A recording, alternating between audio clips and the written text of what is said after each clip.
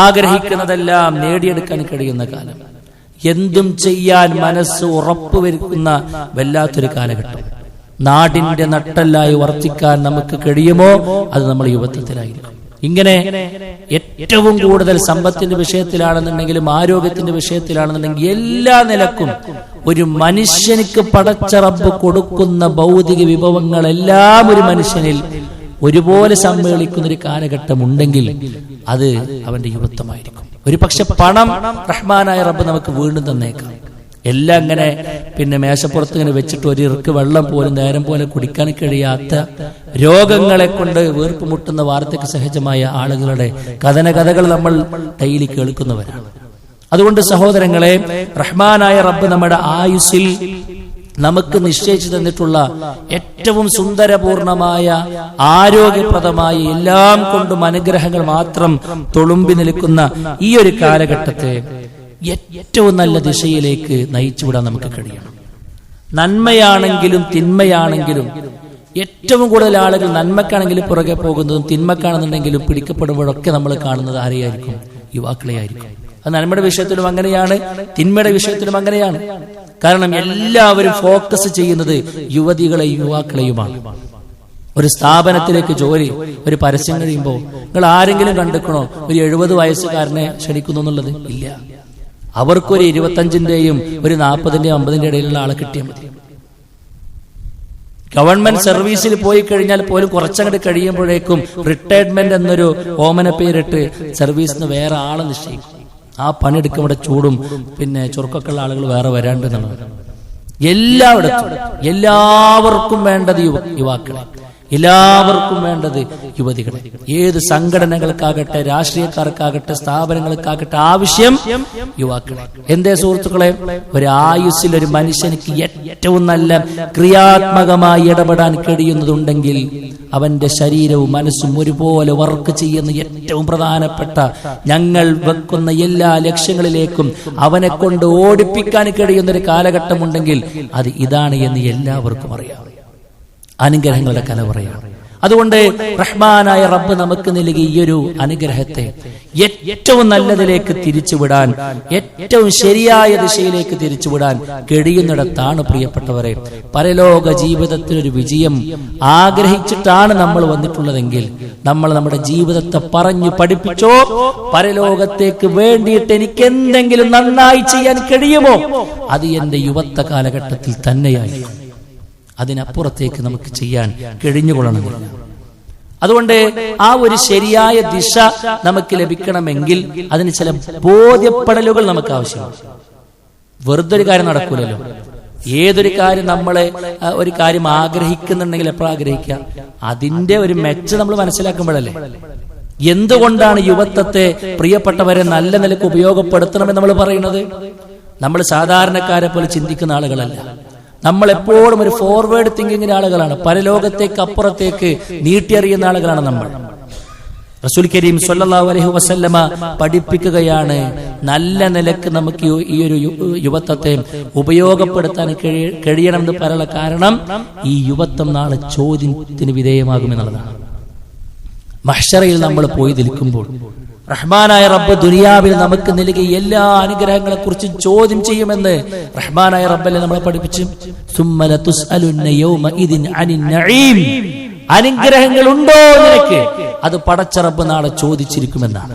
എങ്കിൽ റസൂൽ കരീം സ്വല്ലല്ലാഹു അലൈഹി വസല്ലമ വിചാരണ നാളിനെ കുറിച്ച് ഇങ്ങനെ വിശദീകരിക്കുമ്പോൾ പറയാ, ലാ തസൂലു ഖദമു ബനി ആദമ യൗമൽ ഖിയാമത്തി മിൻ ഇൻദി റബ്ബിഹി ഹത്താ യുസ്അല അൻ ഖംസിൻ. 5 കാര്യങ്ങളെ കുറിച്ച് നാളെ പടച്ച റബ്ബ് ചോദിച്ചിട്ട് അതിനൊരു കൃത്യമായ മറുപടി കൊടുക്കാതെ പടച്ച റബ്ബിനടുക്കല വെച്ച കാലം അങ്ങോട്ട് അനക്കാൻ പടച്ചും വിടൂല എന്ന് പറഞ്ഞത്. 5 കാര്യങ്ങൾ എന്ന് പറഞ്ഞ ഹദീസ് ഉണ്ട്, 4 കാര്യങ്ങൾ എന്ന് പറഞ്ഞ ഹദീസ് ഉണ്ട്. ഏതായിരുന്നാലും ആദ്യമായി കൊണ്ട് അല്ലാഹു റസൂൽ പറഞ്ഞത് എന്താണെന്നറിയോ? അൻ ഉംരിഹി ഫീമാ അഫ്നാ. റബ്ബ് നമുക്ക് നൽകിയ ആയുസ്സിനെ കുറിച്ചാ ചോദിക്കാം, എന്തിലാണ് നീ തുലച്ചു കളഞ്ഞത്?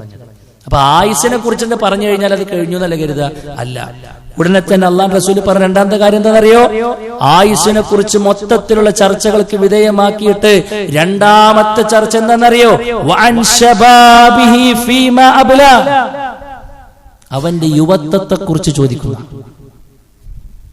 അവന്റെ യുവത്വത്തെക്കുറിച്ച് ചോദിക്കും. എന്തിലാണ് നീ അത് തുലച്ചു കളഞ്ഞത്? ഒരു മനുഷ്യനിക്ക് ഞാൻ നൽകുന്ന ഏറ്റവും സുവർണ കാലഘട്ടം നിനക്ക് ഞാൻ നൽകിയില്ലേ? എത്രയോ കാലം നീ അതൊക്കെ അനുഭവിച്ച് നീ ജീവിച്ചില്ലേ? സുഹൃത്തേ, നീ എന്ത് ചെയ്തു എന്നും റഹ്മാനായ റബ്ബ് ചോദിക്കുമെന്ന്. പിന്നീട് അവന്റെ സമ്പത്തിനെ കുറിച്ചിട്ടും മറ്റുമൊക്കെയുള്ള ചോദ്യങ്ങൾ, ആയുസിനെ കുറിച്ച് മൊത്തം ചോദിച്ചു എന്ന് പറയുന്നതിന്റെ കൂട്ടത്തിൽ യുവത്വ കാലഘട്ടത്തെ കുറിച്ച് ഒന്നും കൂടെ അടിവരയിട്ടുകൊണ്ട് ചോദിക്കുമെന്ന ചോദ്യം പ്രിയപ്പെട്ടവരെ നമ്മളെ ഇരുത്തി ചിന്തിപ്പിക്കണം. റസൂൽ കരീം സ്വല്ലല്ലാഹു അലൈഹി വസല്ലം രണ്ടാമതായിട്ട് നമ്മൾ പറഞ്ഞെന്താണെന്നറിയോ? ഒന്ന് പ്രത്യേകം ഒരുങ്ങിക്കോളിന്ന.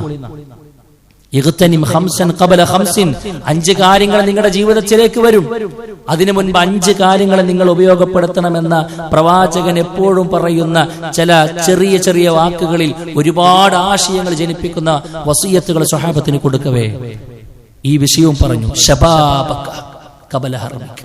സുഹൃത്തേ, നിനക്ക് എത്ര വലിയ ചോരത്തളപ്പുണ്ടെങ്കിലും നിന്നെ കാത്തൊരു വാർദ്ധക്യം വരാനുണ്ട്.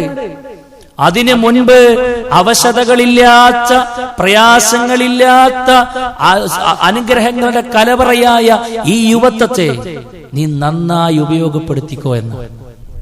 ഈ ഹജ്ജിന് ഉംറക്കൊക്കെ പോയി വരുന്ന ആളുകള് പലപ്പോഴും നമ്മളോടൊക്കെ ഷെയർ ചെയ്യേണ്ട കാര്യം ഉണ്ടാവും.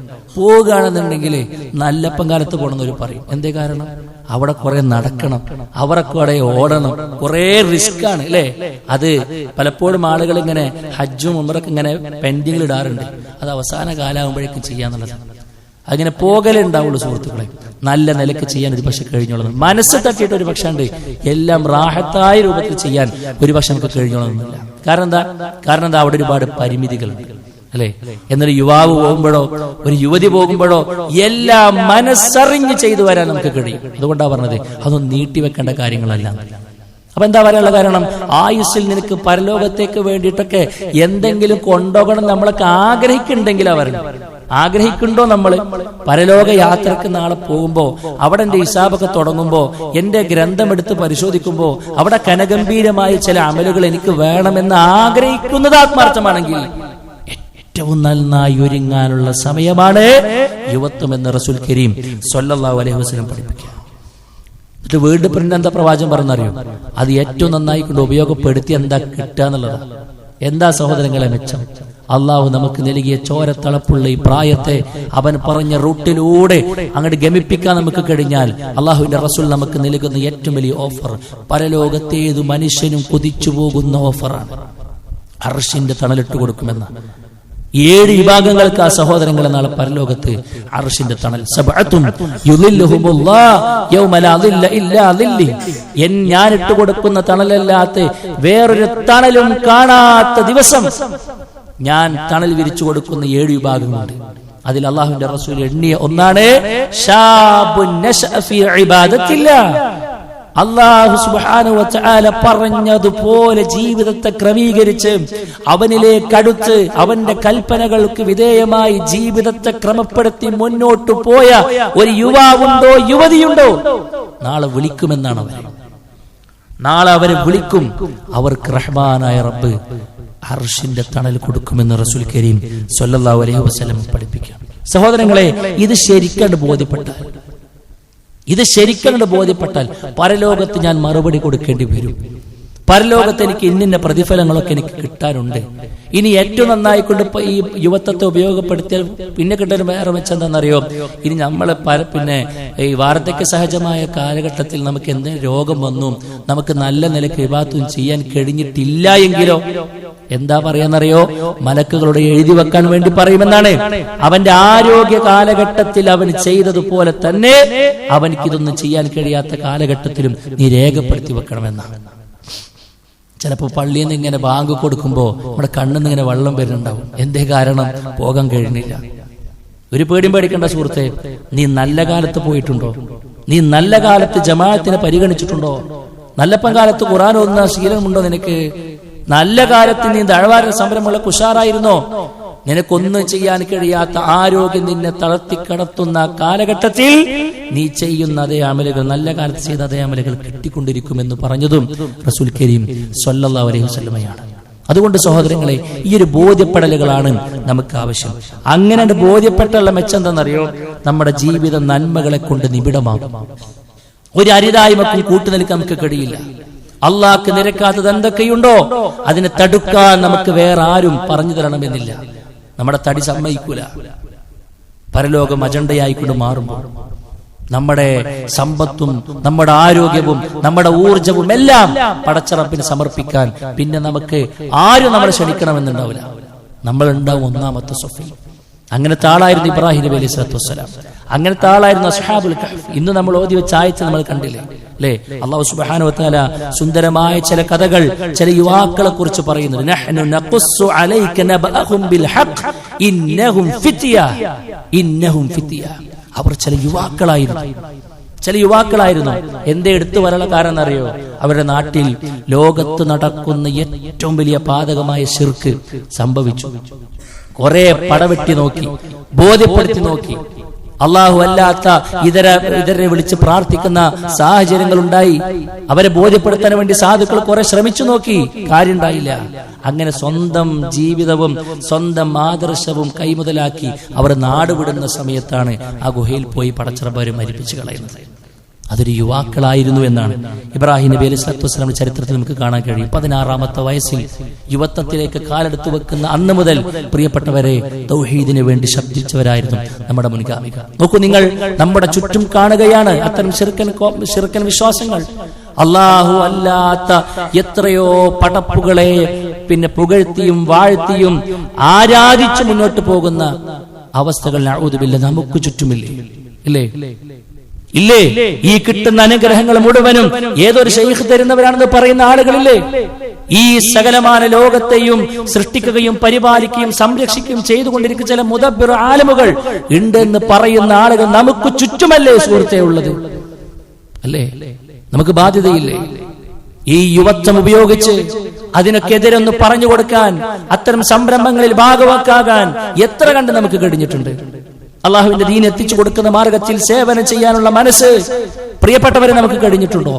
അള്ളാഹു സുബ്ഹാനഹു വ തആല ചോദിക്കും, എന്ത് നീ ചെയ്തെന്ന് പറയുമ്പോൾ ഞാൻ കുറെ ഡീജന്റെ പിന്നാലെ പോയി, ഞാൻ കുറെ അതിന്റെ പിന്നാലെ പോയി, ഒരു ആവശ്യവുമില്ലാത്ത ചില അവസ്ഥകളിലൂടെ എന്റെ ജീവിതം രാവും പകലുകളും കടന്നുപോയി. പീഡിയത്തിണ്ണയിൽ ഇരുന്നും അങ്ങനെ ഒരു ആവശ്യമില്ലാത്ത പല വീഡിയോസുകളും കണ്ടെന്റെ സമയം അങ്ങോട്ട് കൊന്ന് തീർത്തു പടച്ചോരെ, കാര്യമാത്ര പ്രസക്തമായ ഒന്നിലും എന്റെ സമയം എനിക്ക് ചെലവഴിക്കാൻ കഴിഞ്ഞിട്ടില്ല എന്ന് അന്ന് വിരൽ കടിക്കാൻ പാടില്ല.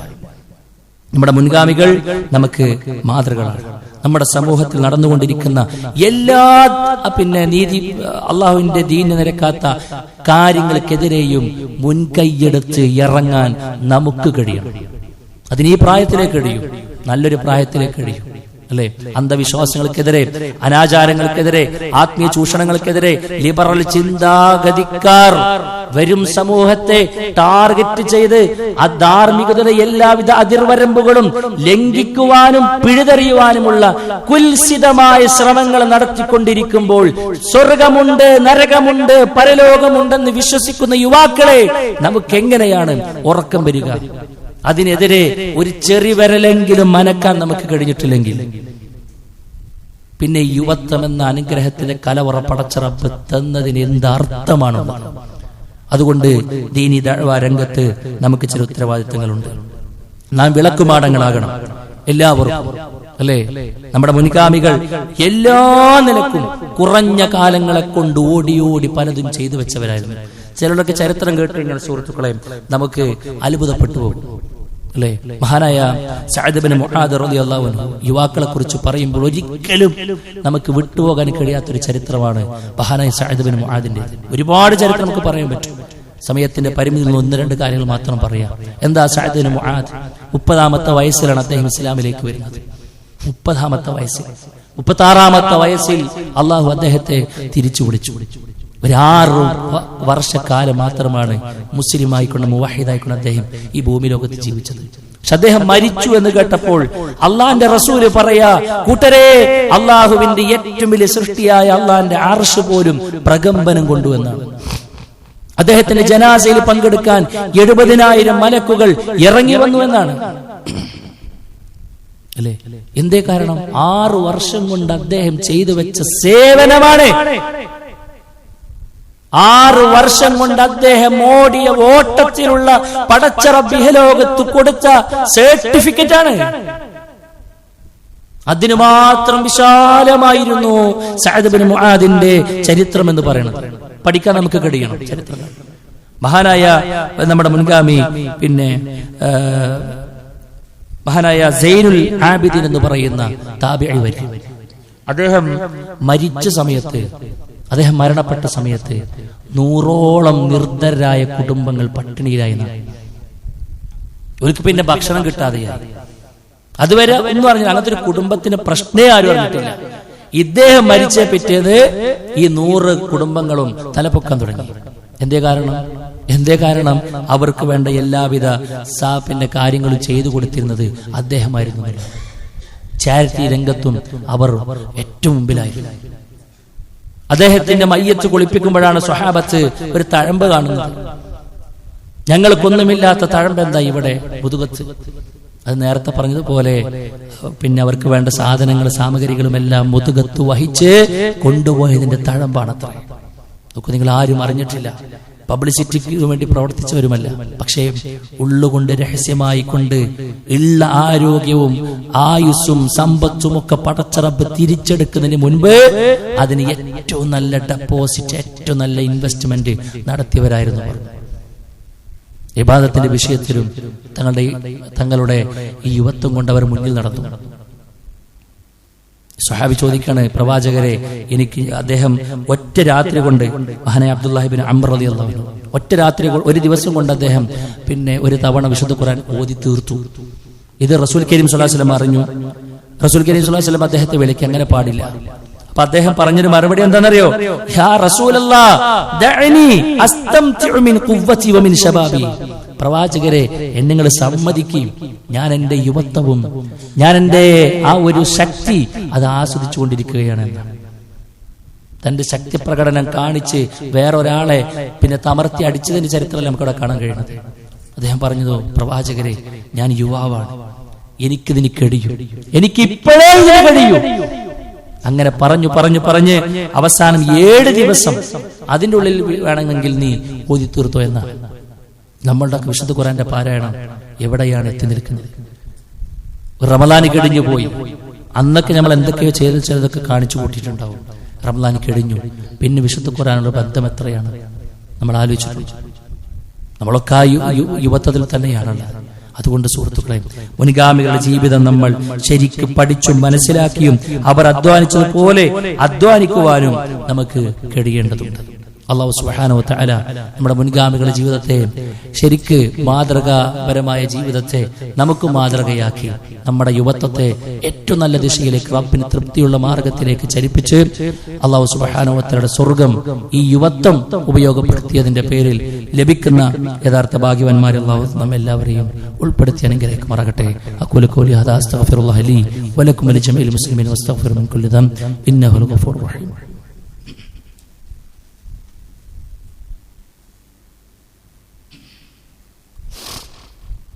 അൽഹംദുലില്ലാഹി വഹദ വസ്സലാത്തു വസ്സലാമു അലാ നബിയ്യി വഹദ.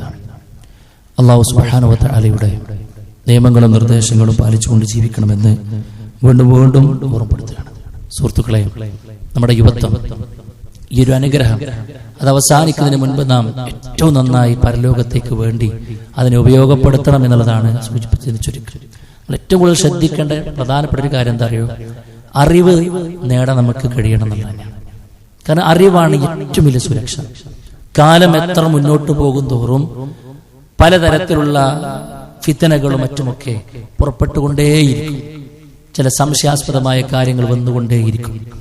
അതിൽ നിന്നും നമ്മുടെ ഈമാനിനെയും അതുവഴി നമ്മുടെ ഹിദായത്തിനെയും ദീനിനെയും ഒക്കെ ഉറപ്പിച്ചു നിർത്താൻ നമുക്ക് കഴിയണോ? നമ്മുടെ അരികിൽ അറിവ് വേണം. നമ്മളൊക്കെ അള്ളാഹുവിന്റെ ദീന് പഠിക്കാൻ എത്ര സമയമാണ് സഹോദരങ്ങളെ മാറ്റിവെക്കുന്നത്? നോക്കൂ, നിങ്ങൾ റസൂൽ കരീം സ്വല്ലല്ലാഹു അലൈഹി വസല്ലം ഒരു ലിസ്റ്റ് തന്നെ ഇങ്ങനെ വായിക്കുകയാണ്. സ്വഹാബാക്കളുടെ കൂട്ടത്തിലെ ഏറ്റവും ഓരോ വിഷയത്തിലും ഏറ്റവും മുൻപിൽ നിൽക്കുന്ന ആളാരാന്ന് പറയാണ്. അതിൽ റസൂൽ കരീം സ്വല്ലല്ലാഹു അലൈഹി വസല്ലം പറഞ്ഞു, അർഅഫു ഉമ്മത്തി അബൂബക്കർ. എന്റെ ഉമ്മത്തിൽ ഏറ്റവും ലോല ഹൃദയനായിട്ടുള്ളത്, ഏറ്റവും കൂടുതൽ കാരുണ്യമുള്ളത് അബൂബക്കറാണ്. വഅശദ്ദുഹും ഫീ ദീനില്ലാഹ് ഉമർ. ദീനിന്റെ വിഷയത്തിൽ ഏറ്റവും കാർക്കശ സ്വഭാവമുള്ളത് അത് ഉമറാണ്. വഅസ്തഖുഹും ഹയാഅൻ ഉസ്മാനു, എന്റെ ഉമ്മത്തിൽ ഏറ്റവും നല്ല ലജ്ജയുള്ളത് ഉസ്മാൻ ബിൻ അഫ്ഫാൻ കാണുന്നതാണ്. ഓരോ ക്വാളിറ്റികൾ പറഞ്ഞു. പിന്നെ പ്രവാചകൻ സ്വല്ലല്ലാഹു അലൈഹി വസല്ലം പറയുന്ന ചില വാചകങ്ങളുണ്ട്.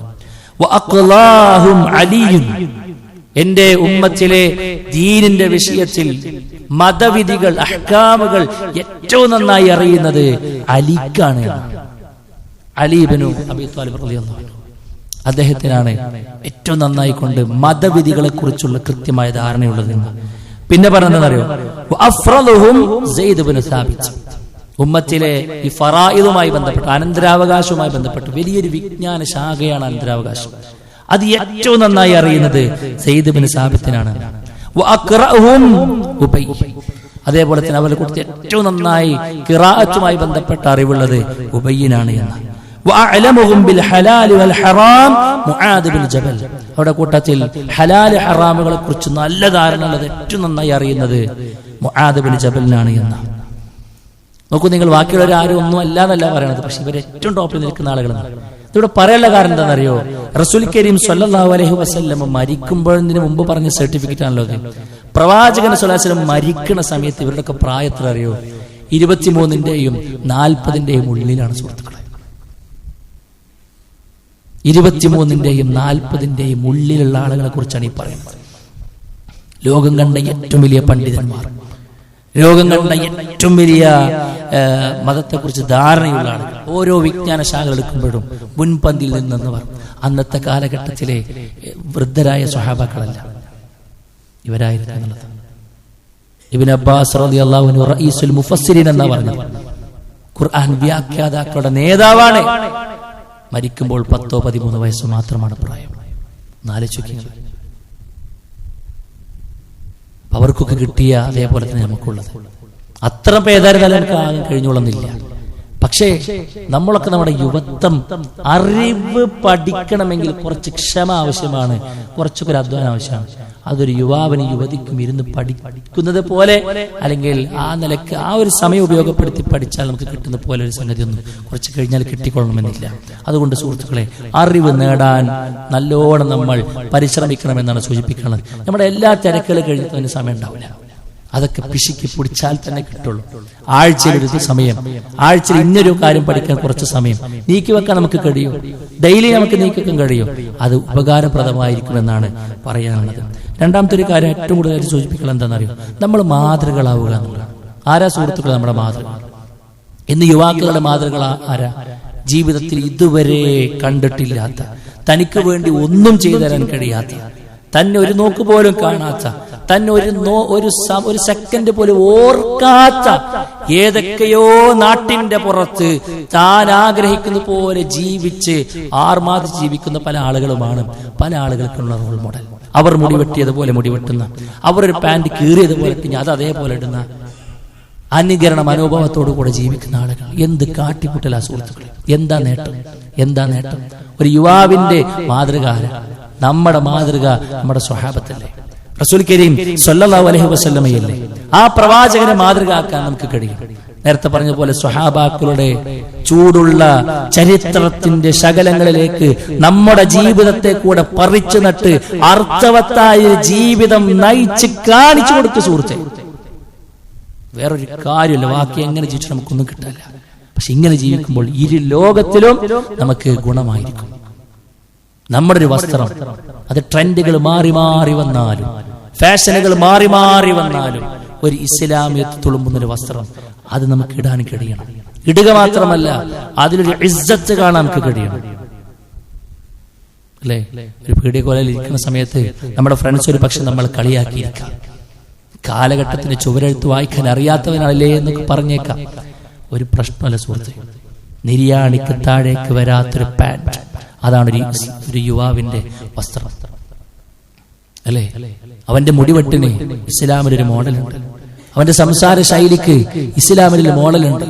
അത് ഏതൊക്കെയോ ചില ഇസ്ലാമുമായി ഒരു ബന്ധവുമില്ലാത്ത ചില ആളുകൾ എഴുതി വെച്ച തിരക്കഥകളിലൂടെ കടന്നു വരുന്ന ചില ഡയലോഗുകൾ മിനി സ്ക്രീനിൽ ഹൈ സൗണ്ടിൽ നിന്ന് കേൾക്കുമ്പോൾ അത് നമ്മുടെ മസ്തിഷ്കത്തെ ബ്രെയിൻ വാഷ് ചെയ്തിട്ടുണ്ടെങ്കിൽ സുഹൃത്തെ, അതിനൊക്കെ അല്പായുസ് മാത്രമാണ്. അതിലൊന്നും ഒരു കഥയില്ല. ക്യാമറയുടെ മുമ്പിൽ വന്ന് അവർ പറഞ്ഞവർ പോയി, അവർക്ക് കിട്ടി. നമുക്കുള്ളത് മൊത്തം പോയി. നമ്മുടെ അതരങ്ങളിൽ വരേണ്ടത് അതൊന്നല്ല. ഒരു വിശ്വാസിയുടെ അതരങ്ങളിൽ വരേണ്ടത് അല്ലാഹുവിന്റെ റസൂൽ പറഞ്ഞ കാര്യങ്ങൾ. നമ്മുടെ ആയുസ് തീരും, പൊടുന്നനെ തീർന്നിരിക്കും. അതിന് മുൻപ് അതൊന്ന് ഉപയോഗപ്പെടുത്തി ജീവിതം അടയാളപ്പെടുത്തി പള്ളിക്കാട്ടിലേക്ക് നമ്മൾ എടുക്കുന്നതിന് മുൻപ് നമ്മളിവിടെ ജീവിച്ചതിന് പ്രിയപ്പെട്ടവരെ ഒരു അർത്ഥതലമുണ്ടാകണം. നമ്മുടെ വിയോഗത്തിൽ മനസ്സുകൊണ്ട് അങ്ങേറ്റം സങ്കടപ്പെടുന്ന ആളുകളെ ബാക്കി വെച്ചിട്ട് പോകാൻ നമുക്ക് കഴിയും. അവന് മരിച്ചൂലേ, സ്വസ്ഥായി സമാധാനായി, ഇഞ്ഞിന്റെ പെൺകുട്ടിനെ നല്ല നിലയ്ക്ക് പറഞ്ഞയക്കാലോ എന്നൊരാൾ ചിന്തിച്ചിട്ടുണ്ടെങ്കിൽ നമ്മുടെ ജീവിതം വേസ്റ്റാ സുഹൃത്തെ. അതായിരിക്കരുത്. നമ്മുടെ മരണ വാർത്ത അറിയുമ്പോൾ എനിക്ക് നല്ലൊരു അവലംബമായിരുന്നു അവൻ, എനിക്ക് എല്ലാത്തിനും ഒരു മാതൃകയായിരുന്നു അവൻ. ഞാൻ നന്മകൾ നുകർന്നത് അവനിൽ നിന്നായിരുന്നു. ഞാൻ ആ ഒരു ഇൽമ് എനിക്ക് കിട്ടാനുള്ള കാരണം അവനായിരുന്നു. എന്നെ അതിലേക്ക് കൈപിടിച്ച, ആ നന്മയിലേക്ക് കൈപിടിച്ച് കൊണ്ടുപോയത് അവനായിരുന്നു എന്ന് പറയുന്നതിന്റെ ആ ബാക്കി ഭാഗങ്ങളിൽ ചേർത്ത് വെക്കുന്നതൊക്കെയും നന്മകളായിരിക്കണം പ്രിയപ്പെട്ടവരെ. അങ്ങനെ സ്വർഗം കണ്ട് മരിക്കാൻ നമുക്ക് കഴിയേണ്ടതുണ്ട്. മാതൃകളാവുക, ആയിരങ്ങൾക്ക് മാർഗദർശനം കാണിച്ചു കൊടുക്കുന്ന വിളക്കുമാടങ്ങളാവുക. അല്ലാഹു സുബ്ഹാനഹു വ തആല എപ്പോഴാണ് നമുക്ക് നൽകിയ അനുഗ്രഹത്തെ തിരിച്ചെടുക്കാൻ കഴിയില്ല, പറയാൻ കഴിയില്ല. അതിനു മുൻപ് കിട്ടിയ ആയുസ് ഏറ്റവും നന്നായി ഉപയോഗപ്പെടുത്തുക. അല്ലാഹു സുബ്ഹാനഹു വ തആല കൂടുതൽ കാര്യങ്ങൾ ബോധ്യപ്പെടാൻ നമ്മെ അനുഗ്രഹിക്കുമാറാകട്ടെ.